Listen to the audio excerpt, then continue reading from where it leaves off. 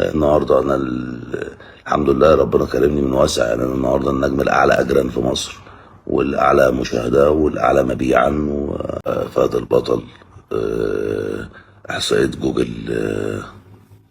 جوجل طلع بيان يعني ان فهد البطل هو الاعلى واحسن في مصر في المسلسلات كلها في 20. بص يا أحمد يا عوضي، الحكماء قالوا ثلاث كلمات مهلكات: أنا، ولي، وعمي.